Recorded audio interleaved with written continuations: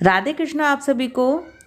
शरद पूर्णिमा पर इस साल चंद्र ग्रहण लगने वाला है, इसलिए सभी के मन में बहुत से सवाल हैं कि शरद पूर्णिमा पर जब ग्रहण लगेगा तो किस तरह से ठाकुर जी की सेवा की जाएगी। जो हम रात में खीर बनाते हैं वो कैसे बनाई जाएगी, चंद्र ग्रहण किस समय है, सूतक काल कब से है। आज की इस वीडियो में इन सभी क्वेश्चंस के आंसर मिलने वाले हैं, इसलिए वीडियो को एंड तक जरूर देखिएगा। सबसे पहले बात करते हैं थोड़ी सी शरद पूर्णिमा महोत्सव के बारे में। शरद पूर्णिमा की जो रात्रि है वो शरद पूर्णिमा की वो रात्रि है जब भगवान श्री कृष्ण ने सभी गोपियों के साथ महारास की लीला की थी। सभी गोपियों के साथ भगवान ने अनेक रूप धारण किए थे और प्रत्येक गोपी के साथ महारास की लीला की थी। माना जाता है कि भगवान कृष्ण की इस अद्भुत लीला को देखने के लिए जो चंद्रदेव थे वो केवल एक ही स्थान पर रुक गए थे।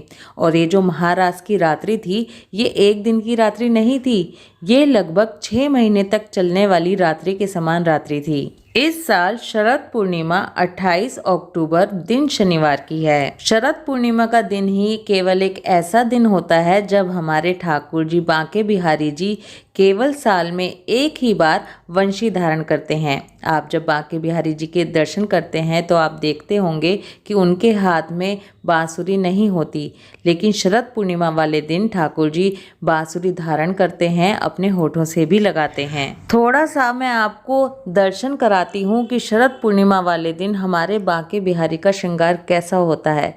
अपनी आंखें बंद करके बांके बिहारी जी के उस दर्शन को महसूस जरूर कीजिएगा। आप ध्यान लगाकर सुनेंगे तो आपको आज ही बांके बिहारी जी के शरद पूर्णिमा वाले दिन के श्रृंगार के दर्शन होंगे।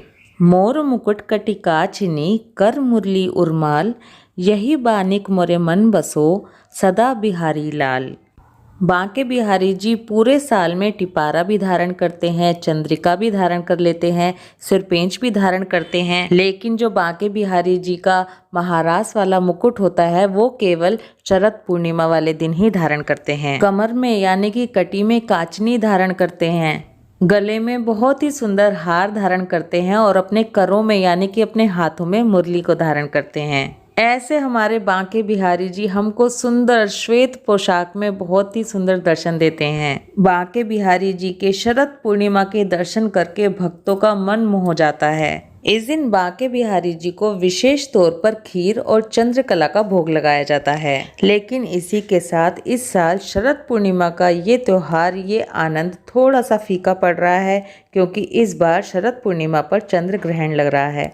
तो सबसे पहले हम चंद्र ग्रहण के बारे में जानते हैं और ये जानते हैं कि बांके बिहारी जी मंदिर की जो दिनचर्या है वो चंद्र ग्रहण के हिसाब से किस तरह से चेंज हो रही है। इस साल बांके बिहारी जी रात में दर्शन ना देकर केवल दिन में ही दर्शन देंगे, क्योंकि जो चंद्र ग्रहण है वो रात को 1:05 से शुरू होगा और रात को 2:25 पर उसका समापन होगा, मोक्ष होगा चंद्र ग्रहण का। लेकिन जो चंद्र ग्रहण का सूतक है वो शाम को 4:05 से ही शुरू हो जाएगा। इसीलिए ठाकुर जी की जो शरद पूर्णिमा वाली जो उनका दिनचर्या होती है वो सब इस सूतक लगने से पहले ही पूरी हो जाएगी। पहले ही शयन आरती करके बांके बिहारी जी को सुला दिया जाएगा। इस बार बांके बिहारी जी के जो शरद पूर्णिमा के दर्शन हैं वो सुबह 7 बजे खुल जाएंगे और 11 बजे तक रहेंगे, और जो शाम के दर्शन होते हैं वो दोपहर 12:30 बजे ही खुल जाएंगे और 3:30 बजे तक रहेंगे। 3:30 बजे ही बिहारी जी की शयन आरती करके उनको सुला दिया जाएगा।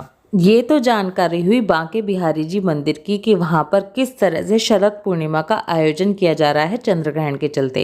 अब हम थोड़ी बात कर लेते हैं कि हम लोग किस तरह से शरद पूर्णिमा पर चंद्र ग्रहण है तो हमें किस तरह से नियमों का पालन करना है, क्योंकि हमारा कार्तिक स्नान भी शुरू हो जाएगा और हम जो चंद्रमा की रोशनी में खीर रखते हैं उसके बारे में भी लोगों के बहुत सारे क्वेश्चंस आ रहे हैं, उस बारे में थोड़ी चर्चा कर लेते हैं।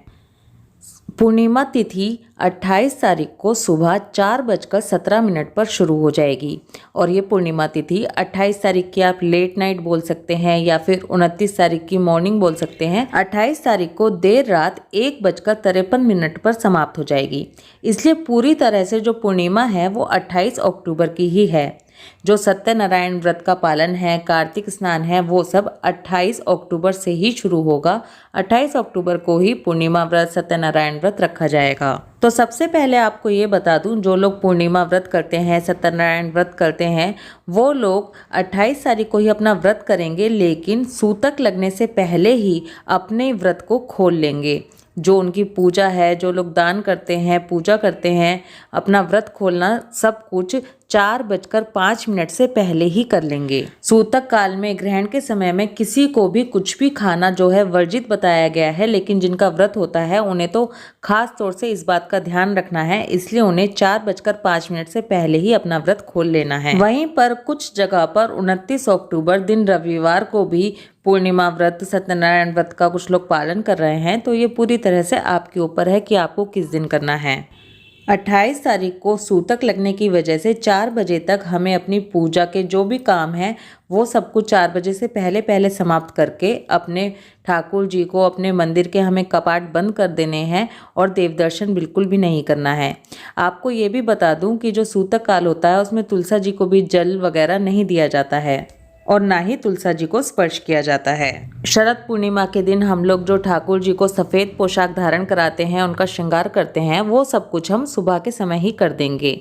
सूतक के समय में देव दर्शन, देव स्पर्श ये सब कुछ नहीं किया जाता, लेकिन सूतक के समय में और ग्रहण के समय में भजन कीर्तन इत्यादि किया जाता है। अब आ रहा है सबसे ज्यादा जो प्रश्न पूछा जा रहा है वो कि जो शरद पूर्णिमा पर हम खीर बनाते हैं, चंद्रमा की रोशनी में रखते हैं, वो इस बार कैसे होगा।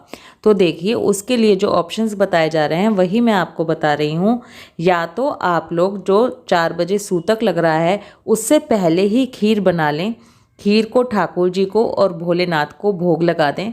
आप जानते ही हैं भोलेनाथ के शीश पर भी चंद्रमा है, तो आप ये सोचकर पहले ही भोग लगा दें और 4 बजे से पहले ही उस खीर का प्रसाद आपको जहाँ भी बांटना है, स्वयं लेना है, भोग लगाना है, वो सब कुछ आप 4 बजे से पहले ही कर लें। या फिर दूसरा ऑप्शन ये है कि रात को जब चंद्र ग्रहण समाप्त हो जाएगा उसके बाद आप खीर बनाएं और फिर चंद्रमा की रोशनी में रखें। या फिर आपके पास तीसरा ऑप्शन ये भी है कि जो भाई रात को तो 2:24 पर ग्रहण समाप्त होगा, उस समय आप कहीं से दूध ला नहीं सकते, तो आप ऐसे भी कर सकते हैं कि पहले से दूध ला कर रख लें, उसमें तुलसी जी डाल दें और फिर ग्रहण समाप्त होने के बाद आप खीर बनाएं और फिर उसे चंद्रमा की रोशनी में रखें। यही 2-3 ऑप्शंस हैं, इनमें से जो भी आपको अपनी सुविधा के अनुसार उचित लगे उसी को आप मान सकते हैं और उसी तरह से खीर का जो भोग लगाते हैं वो लगा सकते हैं। अच्छा, इसी में एक ऑप्शन हमें ये भी मिल जाता है, जैसे कि मैंने आपको बताया कि बहुत से लोग 29 तारीख को पूर्णिमा का पालन करेंगे, तो आप उस दिन भी ये प्रोसेस जो चंद्रमा की रोशनी में खीर रखने वाला है आप उस दिन भी कर सकते हो। एक ऑप्शन आपके पास ये भी है। अगर आप ये जानना चाहते हैं कि हम पर्सनली इस दिन किस तरह से कर रहे हैं, तो हम लोग जो हैं 28 अक्टूबर को ही पूर्णिमा मानते हुए सूतक लगने से पहले ही ये जो खीर वाला प्रोसेस है वो पूरा कर लेंगे। इसी के साथ आपको ये भी बता दूं, कार्तिक स्नान 28 अक्टूबर से ही शुरू हो जाएगा, लेकिन शाम के समय जो हम कार्तिक में दीपदान का नियम लेते हैं वो 28 तारीख को ना शुरू करके 29 तारीख से शुरू करेंगे, क्योंकि 28 तारीख को सूतक लग रहा है, ग्रहण है, तो दीपदान के या शाम की पूजा के, शाम के लिए जो भी हमारे नियम है वो हम 29 तारीख से शुरू करेंगे, लेकिन स्नान 28 अक्टूबर से ही शुरू हो जाएगा। इसी के साथ आपको ये भी बता दूं, जिन लोगों को, जिन लेडीज़ को पूर्णिमा व्रत शुरू करना होता है वो शरद पूर्णिमा से ही अपना व्रत शुरू करती हैं और इसी दिन से अपना व्रत शुरू कर सकती हैं। शरद पूर्णिमा के दिन माँ लक्ष्मी की पूजा का विधान बताया गया है। जिन लोगों के भाग्य में लक्ष्मी का योग नहीं होता वो लोग भी अगर पूरे विधि विधान के साथ माता लक्ष्मी की इस दिन पूजा करते हैं, उनके भाग्य में भी लक्ष्मी योग बन जाता है। आई होप इस वीडियो को सुनकर आपके जितने भी कन्फ्यूज़न है वो सब ख़त्म हो जाएंगे, आपको सभी क्वेश्चंस का आंसर मिल गया होगा। वीडियो आपको अच्छी लगती है तो वीडियो को लाइक ज़रूर कीजिए और ज़्यादा से ज़्यादा लोगों के साथ शेयर ज़रूर कीजिए। अगर आपके मन में फिर से भी कोई क्वेश्चन है तो कमेंट ज़रूर कीजिए। राधे कृष्णा।